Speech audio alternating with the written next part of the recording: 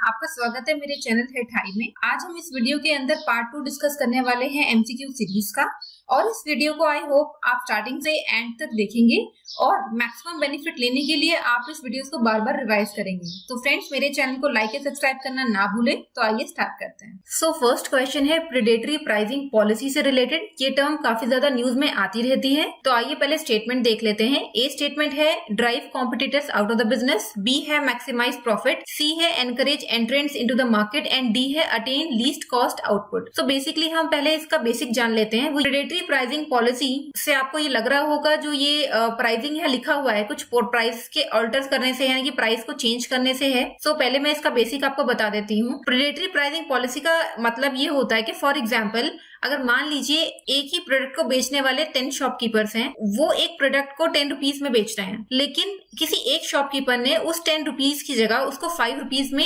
बेचना शुरू कर दिया। तो जितने भी कंज्यूमर्स होंगे वो सब क्या करेंगे, कोशिश करेंगे कि जो 10 रुपीज में मिल रहा था ये 5 रुपीज में खरीदें, अगर क्वालिटी कॉम्प्रोमाइज नहीं की जा रही है। तो आप इससे देखेंगे कि एक शॉपकीपर का जो बिजनेस है वो काफी अच्छा चलेगा और बाकी जो शॉपकीपर्स होंगे वो आउट ऑफ द बिजनेस होंगे। सो इसे हम कहते हैं प्रेडेटरी प्राइसिंग पॉलिसी। सो इस बेसिक से हम ये जान लेते हैं कि जो ये फर्स्ट स्टेटमेंट है drive competitors out of the business is the right choice. इससे रिलेटेड मैंने यहाँ एक पिक भी डाली है, इसमें आप देखिए what is predatory pricing. Predatory pricing occurs when the company drastically lowers their price to make it impossible for the competitors to remain in the market. मैंने आपको बताया कि एक बिजनेसमैन ज्यादा अपना बिजनेस चलाने के लिए क्या कर रहा है, अपने प्राइसेस को जरूरत से ज्यादा लोअर कर रहा है, और बाकी जो बिजनेसमैन क्या कर रहे हैं वो इससे कंपटीशन से आउट हो रहे हैं। तो यहाँ पे दो चीजें आती हैं, एक होता है प्रेडेटरी प्राइसिंग, एक होता है कॉम्पिटिटिव प्राइसिंग। सो प्रेडेटरी प्राइसिंग अच्छा नहीं होता मार्केट की नजर से, लेकिन कॉम्पिटिटिव प्राइसिंग काफी अच्छा होता है मार्केट की नजर से। प्रेडेटरी प्राइसिंग में क्या होता है, क्योंकि नए जो कॉम्पिटिटर्स आ रहे हैं, जो न्यू कमर्स होते हैं किसी भी बिजनेस में, वो स्टे नहीं कर पाते अगर इतना ज्यादा प्राइस लो कर दिया जाए।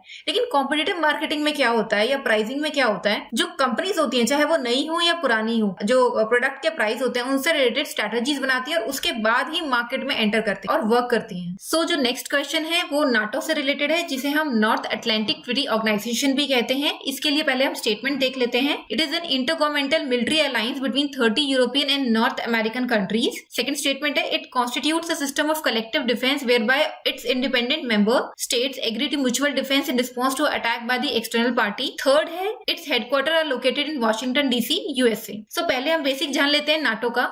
सो यहाँ पर मैंने एक पिक डाली हुई है जिसमें इसके बारे में कुछ स्टेटमेंट दी गई हैं। नाटो जो होता है ये इसे कहते हैं नॉर्थ अटलांटिक ट्रीटी ऑर्गेनाइजेशन। ये कहाँ से स्टार्ट हुआ था, 1949 से, और 1949 में 12 फाउंडिंग मेंबर्स थे जिन्होंने इसको बनाया था। ये नीचे मैंने उन कंट्रीज का नाम दिया हुआ है, जिसे हम Belgium, Canada, Denmark, France, Iceland, Italy, Luxembourg, Netherlands, Norway, Portugal, UK and USA. So ये जो कंट्रीज है इन्होंने मिलकर 12 फाउंडिंग मेंबर्स है जिन्होंने नाटो की स्थापना की थी। अब नाटो क्या है, ये एक तरह का इंटर गवर्नमेंटल मिलिट्री अलायंस है, यानी कि जितनी भी ये गवर्नमेंट्स हैं, जितने भी इसमें मेंबर्स हैं, वो सब मिलकर एक साथ एक अलायंस बनाते हैं। इसमें कितने मेंबर है, 30 European and north American countries हैं। यहाँ पे देखिए मैंने यहाँ पे लिखा हुआ है 30 मेंबर्स। ये जो मैंने डाटा उठाया है ये मैंने नाटो की वेबसाइट से ही उठाया है। और सेकंड क्या है, इन बेसिक इसका फंक्शन क्या है, ये नाटो बनाया क्यों गया है, ताकि जितने भी इंडिपेंडेंट मेंबर्स हैं, ये जो 30 इसके इंडिपेंडेंट मेंबर्स हैं, वो एक दूसरे की डिफेंस कर सके। और कोई भी अगर एक्सटर्नल पार्टी किसी एक कंट्री पे अटैक करती है तो बाकी सारी जितनी भी कंट्रीज इसके अंदर हैं 30, वो सब इसके डिफेंस में खड़े हो जाते हैं। इसका जो हेडक्वार्टर्स है वो लोकेटेड है वॉशिंगटन डीसी यूएसए में। ये जो स्टेटमेंट है गलत है। इसका जो हेडक्वार्टर्स होता है, जहां पे मेन इनका एरिया होता है, वहां पर ये बेल्जियम ब्रसेल्स के अंदर है। तो अगर हम स्टेटमेंट को इक्वेट करें तो हम देखेंगे कि जो करेक्ट स्टेटमेंट है वो कौन सी है, स्टेटमेंट 1 एंड 2। सो ऑप्शन जो यहाँ पर है ए, स्टेटमेंट 1 एंड 2 ओनली। सो ये करेक्ट ऑप्शन है। सो आइए नेक्स्ट क्वेश्चन की तरफ बढ़ते हैं। सो नेक्स्ट क्वेश्चन है यहाँ पर आर्टिकल 356 ऑफ द कॉन्स्टिट्यूशन से रिलेटेड। इसको हम प्रेसिडेंट रूल भी कहते हैं। सो आइए पहले स्टेटमेंट देख लेते हैं। स्टेटमेंट 1 है it can not be imposed without the written recommendation of the governor of the concern state. Second statement है every proclamation of president rule must be approved by both the houses of the parliament within a stipulated time. So यहाँ पे ये पूछ रहा है which of the above statement are correct. So यहाँ पर मैंने आप देखिए एक आर्टिकल यहाँ पर एक पिक्चर डाली हुई है। सो आप ये देखिए यहाँ पे एक पिक्चर डाली हुई है जो कि मैंने नेट से डायरेक्टली उठाई है। यहाँ पर नेशनल इमरजेंसी, प्रेसिडेंट रूल और फाइनेंशियल इमरजेंसी को बहुत अच्छे से कंपैरिजन कर रखा है। नेशनल इमरजेंसी को हम देखें तो आर्टिकल 352 में आती है, प्रेसिडेंट रूल देखें तो आर्टिकल 356 और 365 में आता है, और फाइनेंशियल इमरजेंसी देखें तो आर्टिकल 360 में आती है। सो ग्राउंड्स ऑफ डिक्लेरेशन यानी कि नेशनल इमरजेंसी कब लगाई जाती है? एक्सटर्नल एग्रेशन और आर्म्ड रेबेलियन। एक्सटर्नल एग्रेशन का मतलब कोई वॉर हो जाए बाहर से, और आर्म्ड रेबेलियन का मतलब ये होता है कि इंटरनल कोई डिस्टर्बेंस हो जाए। प्रेसिडेंट रूल की बात करें तो कब लगता है? ये फेलियर ऑफ कॉन्स्टिट्यूशनल मशीनरी। इसका मतलब होता है कि हमारी जो कंट्री है वो स्टेट और यूनियन टेरिटरीज को मिला के बनती है। यूनियन टेरिटरी डायरेक्टली प्रेसिडेंट के अंडर आती है, लेकिन जो स्टेट्स होती है वहां पे उनकी अपनी गवर्नमेंट होती है। कोई भी रीजन हो सकता है, मान लीजिए कि जो स्टेट्स हैं, जो स्टेट गवर्नमेंट है वो कॉन्स्टिट्यूशन के अकॉर्डिंग काम नहीं कर रही, या फिर दूसरा रीजन हो सकता है कि अगर सेंटर ने कोई डायरेक्शन दी है स्टेट गवर्नमेंट को तो वो उसके अकॉर्डिंग काम नहीं कर रही। उन दोनों कंडीशंस को हम बोलते हैं फेलियर ऑफ कॉन्स्टिट्यूशनल मशीनरी। सो उस केस में वहां पे प्रेसिडेंट रूल लगाया जा सकता है। थर्ड, यहाँ इमरजेंसी की बात करते हैं तो फाइनेंशियल इमरजेंसी है।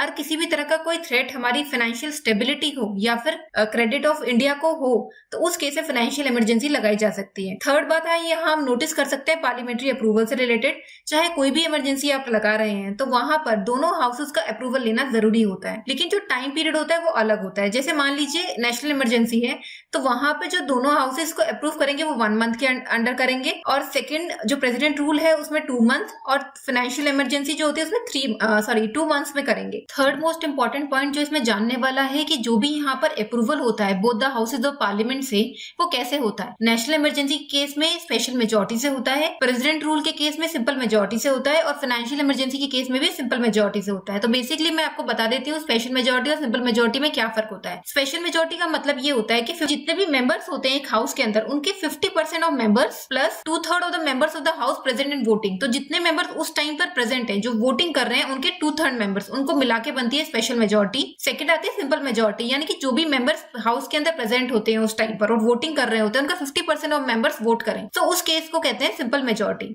So next important point है continuous for 6 months can be extended to an indefinite period by taking approval of the parliament every 6 months. So यहाँ पर हर 6 महीने बाद अप्रूवल लेने की जरूरत होती है, लेकिन इनडेफिनाइट पीरियड तक इसको एक्सटेंड किया जाता है। बट कॉन्टिन्यूस कितने मंथ तक रहेगी? 6 मंथ तक। तो मतलब हर 6 महीने बाद क्या है, हर 6 महीने बाद हमें क्या लेना है? अप्रूवल लेना है। अगर हम प्रेसिडेंट रूल की बात करते हैं तो ये भी 6 महीने तक ही कंटिन्यू किया जा सकता है, लेकिन इसका मैक्सिमम पीरियड डिफाइंड होता है, यानी कि 3 इयर्स होता है। लेकिन अगर हम बात करें अप्रूवल की तो इसको भी हर 6 महीने बाद अप्रूवल की जरूरत होती है। मगर फाइनेंशियल इमरजेंसी का केस देखें तो वो क्या होता है, इंडेफिनेटली इसको एक्सटेंड किया जा सकता है, यानी कि एक बार अगर इसको लगा दिया तो ये कंटिन्यू रहेगी, इसमें अप्रूवल की जरूरत नहीं होती और ना ही इसमें कोई मैक्सिमम पीरियड डिफाइंड होता है। सो हमें जो यहाँ स्टेटमेंट दे रखी है दो, उसमें जो फर्स्ट स्टेटमेंट है उसमें लिखा हुआ है it can not be imposed without the written recommendation of the governor. ये गलत है, ये कहीं भी नहीं लिखा हुआ ऐसा। सेकंड स्टेटमेंट की बात करते हैं, एवरी प्रोक्लामेशन, यानी कि जब भी हम प्रेसिडेंट रूल लागू करते हैं तो उसको एक स्टिपुलेटेड टाइम पीरियड में ही अप्रूवल मिल जाना चाहिए, यानी कि यहाँ लिखा हुआ है 2 मंथ्स के अंदर। ये मैंने चार्ट डाला हुआ उसमें यहाँ है कि ये जो अप्रूवल होता है ये both the houses with in 2 months they दिया जाना चाहिए। सो हम देख सकते हैं कि स्टेटमेंट 2 करेक्ट है। सो नीचे ऑप्शंस भी जो हैं सेकंड स्टेटमेंट ये करेक्ट स्टेटमेंट है। सो नेक्स्ट क्वेश्चन बात कर रहा है ग्रेट इंडियन बस्टर्ड के बारे में। आइए पहले स्टेटमेंट देख लेते हैं। फर्स्ट स्टेटमेंट है they are among the heaviest flying bird in India and are protected under the wild life protection act.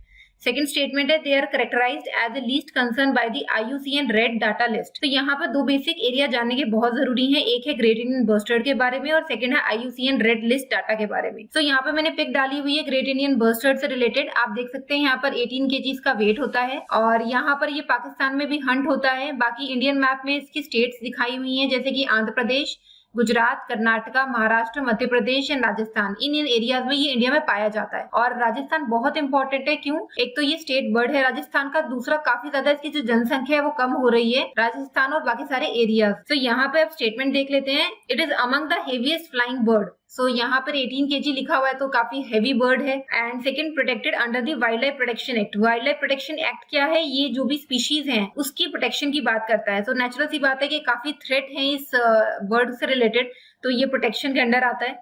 So first statement correct है। सेकंड स्टेटमेंट देखते हैं, they are characterised as a least concern by the IUCN red list. यहाँ मैं IUCN के red list के बारे में आपको बता देती हूँ। IUCN क्या है? एक ऑर्गेनाइजेशन है। तो ये ऑर्गेनाइजेशन कहाँ पर है? ये स्विट्जरलैंड में इसका हेडक्वार्टर 1948 में इसको बनाया गया था। लेकिन IUCN में क्या कर रखा है, इन्होंने जितने भी स्पीशीज हैं उनको उनके रिस्क के बेसिस पर रेड लिस्ट में डाला हुआ है। और रेड लिस्ट जो ये बनाई गई है इसमें स्पीशीज को डिफरेंट कैटेगरीज में डाला गया, यानी कि 9 कैटेगरीज में डाला गया है। सो यहाँ पर हम आंसर देख लेते हैं कैसे होगा। ये लीस्ट कंसर्न में नहीं आता है, ये IUCN की क्रिटिकली एंडेंजर्ड स्पीशीज में आता है। सो यहाँ पर अगर हम ये सेकंड स्टेटमेंट देखें तो ये रॉन्ग है। So option 1 is correct. So यहाँ पर हम करेक्ट ऑप्शन पूछा गया है तो only 1 is correct. So next question बात कर रहा है बायलैटरल इन्वेस्टमेंट ट्रीटी के बारे में। अब पहले हम इसमें स्टेटमेंट देख लेते हैं। स्टेटमेंट 1 ये कह रही है जो बायलैटरल इन्वेस्टमेंट ट्रीटी होती है वो एक तरह का एग्रीमेंट होती है जिसमें टर्म्स एंड कंडीशन लिखी होती है प्राइवेट इन्वेस्टमेंट की by the national and the companies of one state to another state. यानी कि जो भी प्राइवेट इन्वेस्टमेंट की जाती है एक स्टेट दूसरे स्टेट में या एक कंट्री दूसरे कंट्री में, उसके बारे में ये एग्रीमेंट होता है। सेकंड स्टेटमेंट ये कहती है कि ये अलाउ करता है अल्टरनेट डिस्प्यूट रेजोल्यूशन मैकेनिज्म को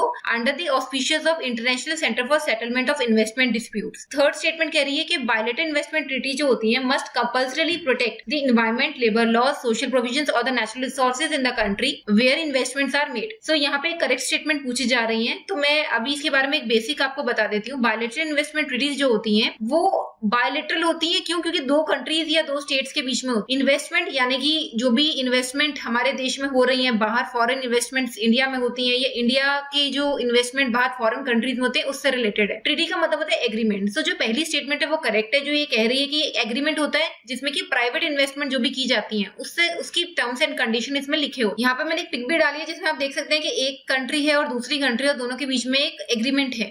सेकंड स्टेटमेंट ये कहती है कि यहाँ पर एक ये अलाउ करती है alternate dispute resolution mechanism. So second statement कहती है कि ये अलाउ करती है अल्टरनेट डिस्प्यूट रेजोल्यूशन मैकेनिज्म को। अल्टरनेट डिस्प्यूट रेजोल्यूशन मैकेनिज्म का मतलब ये होता है कि जो कोर्ट होते हैं, कोर्ट के अलावा जो डिस्प्यूट इन दोनों के बीच में हो जाते हैं, मान लीजिए कोई इन्वेस्टमेंट की गई है इंडिया में, तो उससे रिलेटेड भी कोई ना कोई डिस्प्यूट्स कभी ना कभी होते हैं, तो उनको भी सॉल्व करने के लिए इनमें एक मैकेनिज्म लिखा होता है। थर्ड ऑप्शन ये कहता है कि जो बायलैटरल इन्वेस्टमेंट ट्रीटी होती है वो कंपल्सरी, मतलब कि जरूरी है कि वो प्रोटेक्ट करती है एनवायरमेंट को, लेबर लॉज को, या जो भी वहां के रिसोर्सेज हैं दूसरी कंट्री के उसको। तो ये मैंडेटरीली नहीं होता बायलैटरल इन्वेस्टमेंट ट्रीटीज में। तो ये आपका जो थर्ड स्टेटमेंट है वो गलत। तो थोड़ा और बेसिक जान लेते हैं बायलैटरल इन्वेस्टमेंट ट्रीटी। सो थोड़ा बेसिक जान लेते हैं बायलैटरल इन्वेस्टमेंट ट्रीटी के बारे में। सो बायलैटरल इन्वेस्टमेंट ट्रीटी क्या है कि एक तरह से इन्वेस्टर्स को प्रोटेक्ट करती है। पहली बायलैटरल इन्वेस्टमेंट ट्रीटी यूके के साथ साइन की थी 1994 में।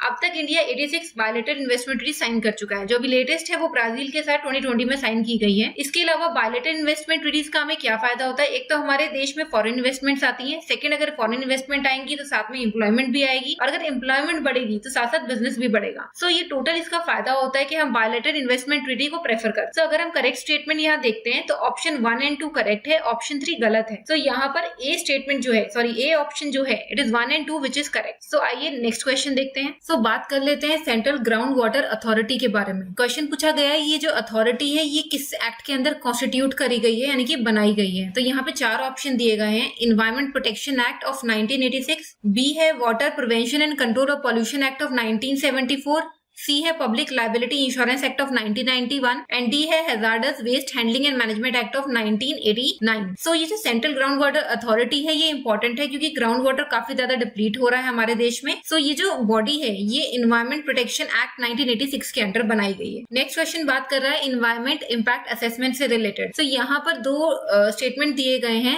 फर्स्ट स्टेटमेंट देख लेते हैं। Environment impact assessment in India is a statutory backend process by the environment impact assessment act of 1986। Second statement है it defines the environmental, social and economic impact of the project prior to taking a decision on the implementation. So statement ऊपर जो दी गई है, नीचे correct statement वो पूछ रहा है। सो एनवायरमेंट इम्पैक्ट असेसमेंट जो होता है इसके बारे में हम थोड़ा बेसिक देख लेते हैं। यहाँ पर इसमें मैंने एक डायग्राम डाला हुआ है जिसमें एनवायरमेंट इम्पैक्ट असेसमेंट के बारे में काफी स्टेप्स दिए गए हैं। सो एनवायरमेंट इम्पैक्ट असेसमेंट का मतलब ये होता है कि जब भी गवर्नमेंट कोई प्रोजेक्ट लेकर आती है, कोई पॉलिसी लेकर आती है, कोई प्रोग्राम लेकर आती है, सो उससे रिलेटेड जो भी इन्वायरमेंट पे कॉन्सिक्वेंसेस पड़ते हैं, चाहे वो अच्छे हो चाहे वो बुरे, उसको इस प्रोसेस के थ्रू असेस किया जाता है। यानी कि देखा जाता है कि वो जो प्रोजेक्ट लगाया जा रहा है वो सही है या गलत है। क्या वो इन्वायरमेंट को नुकसान पहुंचा तो नहीं रहा, कहीं वो ट्राइबल एरियाज पे है तो वहां पे ट्राइब्स को नुकसान तो नहीं पहुंचा रहा, वहां के स्पीशीज को वो नुकसान तो नहीं पहुंचा रहा। इन चीजों को देखा जाता है इस इम्पैक्ट असेसमेंट के थ्रू। तो यहाँ पे देखिए यहाँ स्टेप 1 है, फिर यहाँ तक 6 स्टेप्स दिए गए हैं। सो स्टेप 1 में साइट सिलेक्शन किया जाता है अगर कोई प्रोजेक्ट लगाया जा रहा है, फिर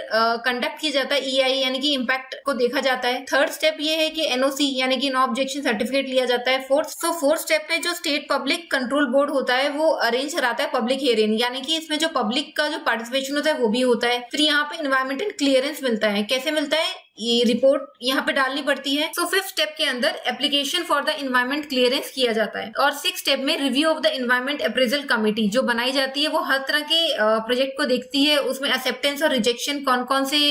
सो सिक्स स्टेप रिलेटेड है review by the environmental appraisal committee, यानी कि ये कमेटी फाइंड आउट करती है कि क्या जो प्रोजेक्ट नुकसान दे रहा है या प्रोजेक्ट फायदा दे रहा है उस एरिया में, क्या प्रोजेक्ट लगाना चाहिए या नहीं लगाना चाहिए। सो जो एनवायरमेंट इम्पैक्ट असेसमेंट होता है जो एनवायरमेंट इम्पैक्ट असेसमेंट होता है वो environment impact assessment act of 1986 के अंडर नहीं किया जाता, ये एनवायरमेंट प्रोटेक्शन एक्ट जो 1986 का आया था उसके अंडर किया जाता है। सो सेकंड स्टेटमेंट हम देखते हैं। सेकंड स्टेटमेंट ये बोल रहा है कि एनवायरमेंट सोशल इकोनॉमिक इम्पैक्ट को देखा जाता है जो भी प्रोजेक्ट के होते हैं। तो ये करेक्ट स्टेटमेंट और फर्स्ट स्टेटमेंट गलत। तो यहाँ करेक्ट स्टेटमेंट पूछ रहा है तो first statement is wrong and second statement is correct. So B option is correct. So आइए चलते हैं नेक्स्ट क्वेश्चन की तरफ। नेक्स्ट क्वेश्चन बात कर रहा है प्रोडक्शन लिंक्ड इंसेंटिव स्कीम से। ये बहुत ज्यादा इंपॉर्टेंट स्कीम है जो अभी बहुत ज्यादा न्यूज में रही है रिसेंटली। सो पहले हम इस स्कीम के बेसिक एरियाज के बारे में जान लेते हैं। यहाँ पर मैंने एक पिक डाली हुई है, इसमें लिखा हुआ है कि production linked incentive scheme for large scale electronic manufacturing. इस स्कीम को अप्रैल 2020 में लॉन्च किया गया था और बेसिकली ये जो स्कीम है ये हमारे जो मैन्युफैक्चरिंग सेक्टर है उसको फर्दर बढ़ावा देने के लिए आत्मनिर्भर भारत कैंपेन के अंडर लाई गई है। सो इस स्कीम के कुछ यहाँ फैक्टर्स दिए हुए हैं इंपॉर्टेंट। इस स्कीम के अंडर क्या है कि इंसेंटिव दिए जाते हैं कितने 4 to 6% ऑन इंक्रीमेंटल सेल्स पर। सेकंड है टारगेट सेगमेंट मोबाइल फोन है specified electronic component.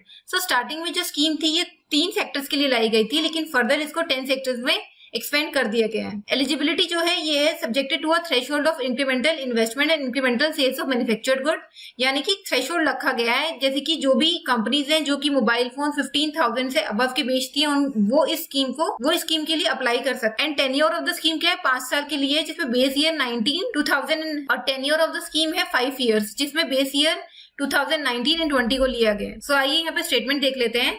Under the National Policy on Electronics 2019, the Ministry of Electronics and Information Technology introduced a production-linked incentive scheme for the large electronic manufacturing. So ये correct statement है। Second statement कहती है the scheme provide for the incentives of 4 to 6% on incremental sale of the mobile phones and specified electronic component manufactured in India। ये भी correct है। Third जो point है वो है the scheme is applicable to only domestic companies। So ये statement गलत है क्योंकि ये सिर्फ domestic नहीं, ये foreign companies जो भी हमारे देश में आके इन्वेस्टमेंट कर रही हैं इन 10 सेक्टर से रिलेटेड उसमें भी ये अप्लाई होती है। So यहाँ पे करेक्ट ऑप्शन पूछा गया है।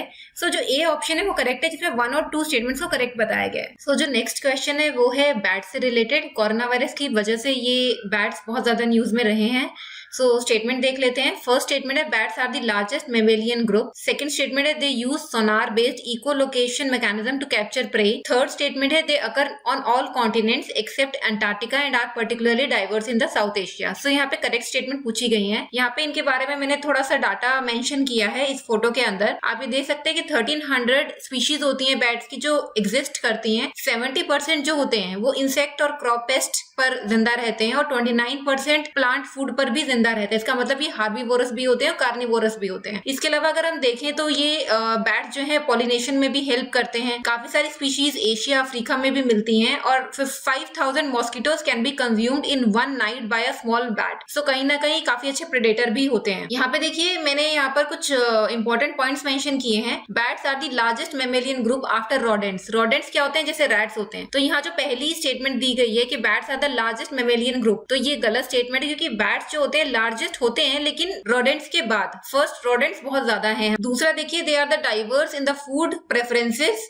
Insect, nectar, fruit, seeds. काफी सारे इनके काफी सारे इनके फूड प्रेफरेंसेस होते हैं। Their feeding can range up to 200 kilometre from their roosting site. तो जहां ये रहते हैं वहां से इतना दूर तक ये फीड कर सकते हैं जाकर। They roost in large colony in trees. तो आपने देखा होगा ज्यादातर ये कॉलोनीज में रहते हैं, अकेले रहते, बाकी केव्स, रॉक शेल्टर्स वगैरह में मिलते हैं। काफी सारे मैनमेड स्ट्रक्चर्स में भी ये दिखाई देते हैं। सो यहाँ पर हम देख सकते हैं कि स्टेटमेंट 1 रॉन्ग है, यानी कि 2 और 3 स्टेटमेंट्स करेक्ट माने जाते हैं। तो चलते हैं नेक्स्ट क्वेश्चन की तरफ। तो जो नेक्स्ट क्वेश्चन है वो मैप से रिलेटेड है, यानी कि आइलैंड से रिलेटेड है। इन आइलैंड्स को आपने नॉर्थ से साउथ में लगाना है। मैंने यहाँ पे आइलैंड्स की पिक्चर्स लगाई हुई हैं। आप यहाँ पर हम देख लेते हैं। कुरील आइलैंड्स की बात करें तो आप देखिए यहाँ पे नीचे की तरफ जापान है और ऊपर की तरफ रशिया का कुछ पार्ट है। तो आप देख रहे हैं रशिया और जापान के बीच में कुरील आइलैंड पड़ते हैं। फिर हम बात कर लेते हैं पार्सल आइलैंड्स की। फिर हम बात कर लेते हैं यहाँ पे सिनकाकू आइलैंड्स की। सिनकाकू आइलैंड देखिए यहाँ पर जापान एंड होता है और यहाँ चाइना का एरिया पड़ता है। सो चाइना के अंदर इसको डियाग्यू आइलैंड्स कहते हैं और जापान में इसको सिनकाकू आइलैंड्स कहते हैं। फिर बात कर लेते हैं पार्सल आइलैंड्स की। पार्सल आइलैंड्स साउथ चाइना सी में पड़ते हैं और साउथ चाइना सी बहुत ज्यादा न्यूज में रहता है। इसके अलावा चागोस आइलैंड की, यहाँ पे देखो चागोस आर्किपेलागो है, ये इंडियन ओशन के अंदर पड़ता है। और अगर हम इस स्टेटमेंट के अकॉर्डिंग इसको लगाएं तो फर्स्ट कुरील आइलैंड आते हैं, फिर सेकेंड नंबर पे आते हैं आपके सिनकाकू आइलैंड्स, फिर आते हैं आपके पार्सल आइलैंड्स और फोर्थ आते हैं आपके चागोस आइलैंड। तो देखिए इस हिसाब से जो स्टेटमेंट ए है वो एक करेक्ट ऑप्शन है। सो फ्रेंड, जब भी आप मैप को देखें तो सिर्फ मैप ना देखें, उसके आसपास की भी लोकेशंस देखिए। इसलिए मैंने यहाँ पर सारे मैप लगाए हैं ताकि आप एक टॉपिक के साथ काफी सारे और ऑप्शंस को यहाँ देख सकें। सो आइए आगे बढ़ते हैं। सो ये लास्ट क्वेश्चन है जो हॉट स्पॉट से रिलेटेड है। ये हॉट स्पॉट्स के बारे में मैंने आपको लास्ट पार्ट 1 में पूछा था, तो आइए इसका आंसर देख लेते हैं। पहले यहाँ नीचे स्टेटमेंट देखते हैं कि Andaman and Nicobar islands and the Lakshadweep islands are the first in India to make it to the list of the global hot spots. Second statement है, a hot spot is an area of an ocean that needs special protection because of its wildlife and significant underwater habitats. Third statement है, they are declared by the intergovernmental oceanographic commission. सो पहले इसका basic जान लेते हैं। Hot spot का मतलब ये होता है हेल्थ ऑफ द ओशन। हम जनरली लैंड की हेल्थ की बात करते हैं, हम इन्वायरमेंट की हेल्थ की बात करते हैं, हम एनिमल हेल्थ की बात करते हैं, हम ह्यूमन बीइंग की हेल्थ की बात करते हैं, लेकिन हॉट स्पॉट में बात होती है हेल्थ ऑफ द ओशन के बारे में, यानी कि वो एरियाज जो हेल्थ ऑफ द ओशन के लिए बहुत जरूरी होते हैं। यानी कि जैसे यहाँ लिखा हुआ है कि IUCN ने हॉट स्पॉट को डिक्लेयर किया है, किसको? अंडमान एंड लक्षद्वीप को। सो ये जो 2 ग्रुप ऑफ आइलैंड्स है, ये फर्स्ट है इंडिया में जिन्होंने लिस्ट 50 ग्लोबल हॉट स्पॉट्स में अपनी जगह बनाई है। सो ऐसा नहीं है सिर्फ कि Andaman and Lakshadweep is the only hot spot. So ऐसा नहीं है कि अंडमान एंड लक्षद्वीप ही हॉट स्पॉट्स हैं, और भी यहाँ वर्ल्ड में हॉट स्पॉट्स हैं, जैसे कि मैंने यहाँ पिक्चर डाली हुई है। सो यहाँ पे क्वेश्चन अराइज होता है कि हॉट स्पॉट्स को कौन डिक्लेयर करता है? तो हॉट स्पॉट्स को जो डिक्लेयर करता है वो है मिशन हॉप नाम से एक ऑर्गेनाइजेशन है जो IUCN के साथ वर्क करती है और बाकी बहुत सारी ऑर्गेनाइजेशन के साथ काम करती है जो इन्वायरमेंट एरियाज में काम करती है। सो ये जो ऑर्गेनाइजेशन है ये हॉट स्पॉट्स को डिक्लेयर कर। सो यहाँ पे देख लीजिए जो ऑप्शन 1 है वो करेक्ट है। ऑप्शन 2 जो है वो भी करेक्ट है, क्योंकि यहाँ पे वाइल्ड लाइफ और सिग्निफिकेंट अंडर वाटर हैबिटेट्स होते हैं, यानी कि बहुत इंपॉर्टेंट एरिया है स्पीशीज की नजर से। थर्ड यहाँ पे गलत है, क्योंकि यहाँ लिखा है कि ये डिक्लेयर की जाती है IOC से, लेकिन ऐसा नहीं है। इसको मिशन हॉप नाम से जो ऑर्गेनाइजेशन है प्लस जो IUCN है वो इनको डिक्लेयर करता है। सो करेक्ट जो आंसर है वो है 1 और 2, यानी कि सी ऑप्शन। सो आइए फ्रेंड्स चलते हैं लास्ट क्वेश्चन की तरफ। तो जो ये लास्ट क्वेश्चन है ये आप लोगों के लिए, यानी कि इलेक्ट्रल बॉन्ड से रिलेटेड है, और आप इसका जो आंसर है मुझे कमेंट सेक्शन में जरूर बताइएगा। सो होप फ्रेंड्स आपको ये वीडियो पसंद आया होगा। मुझे फीडबैक जरूर देनी है नीचे कमेंट सेक्शन में। एंड सबसे इंपॉर्टेंटली, मैंने इस MCQ सीरीज का फर्स्ट पार्ट पहले अपलोड कर दिया था, ये सेकंड पार्ट है और अब थर्ड पार्ट इसका मैं बहुत जल्दी लेकर आऊंगी। Thank you everyone.